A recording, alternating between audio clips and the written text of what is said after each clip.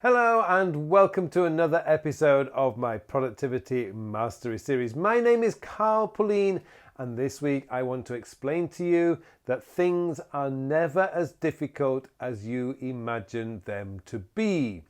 Now, this is something that has been highlighted to me over the last couple of weeks because having recently come back from some minor surgery at the hospital, I realized that once the surgery had been done, I realised what a fool I have been. Now, my surgery was minor surgery. I should have had it done years ago. But my brain, although my brain knew I should have had the surgery done years ago, it was also very good at finding excuses for not doing the surgery. Oh, I was too busy. Oh, things might go wrong. Well, my problem isn't really that difficult. It's not that big a problem. It's not going to kill me. You know, there's so many. My brain was just brilliant at coming up with excuses for not having the surgery instead of actually coming up with reasons. Well, hey, get the surgery done and then move on.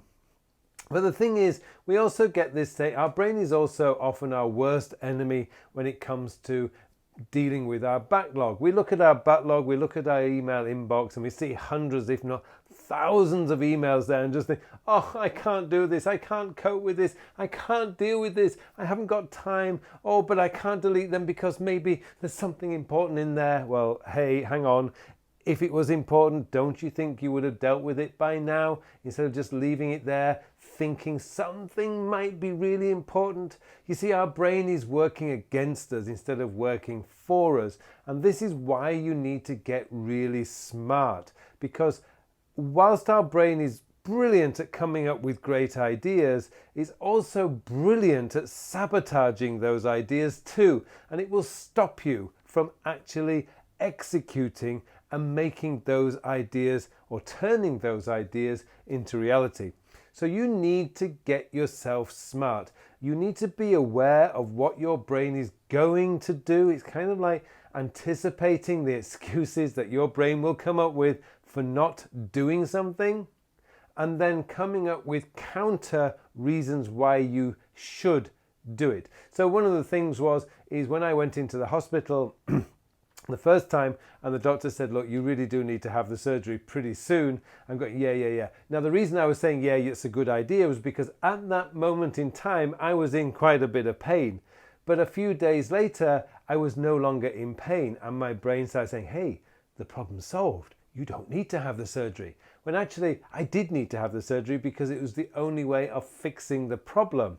But my brain was, well, maybe you should just delay. Maybe you should wait until your wife comes home, or maybe you should wait until the new year. Wow, my brain was brilliant at this, but I was anticipating that. I was expecting my brain to do that. So I stopped saying, wait a minute, if I don't get this done now, the problem's going to return. I'm going to end up back in the emergency room and I'm going to have this problem that I had that night. So I kept saying, just don't listen to those excuses.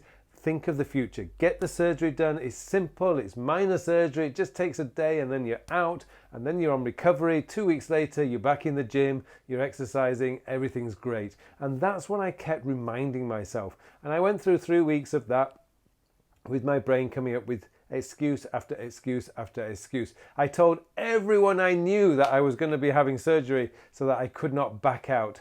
And sure enough, I went through with it and it wasn't as bad as I was expecting. I didn't die on the table. You know, I didn't wake up in the middle of the operation.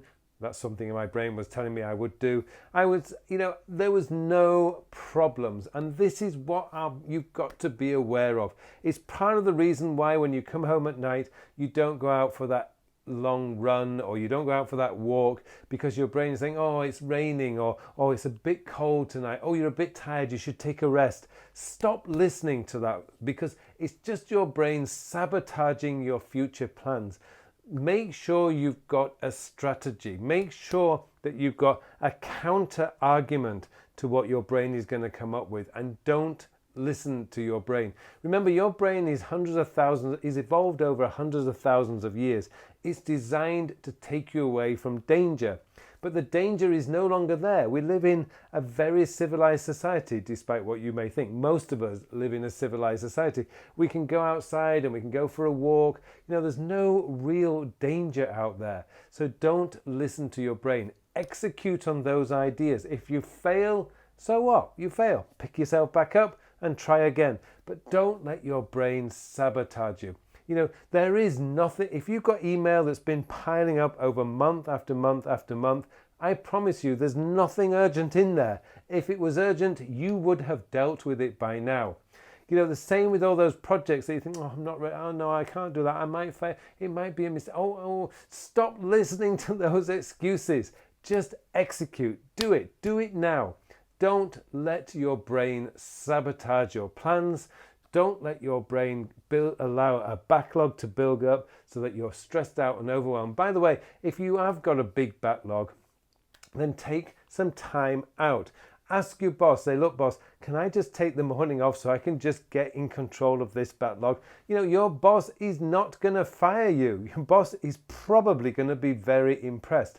It's the same with your customers and clients. If you say to your customer and client, I'm not going to be available tomorrow afternoon because I need to get my work up to date, your clients and customers are not going to desert you and go to your rival. In fact, if anything, they're going to have more respect for you because you've taken the decision to get things under control.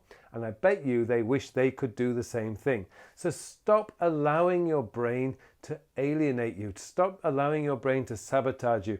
Now, I wrote about this week, and I'm going to put a link to that article in the show notes below because I think there's a lot of valuable lessons that you can learn from this that I can actually share with you.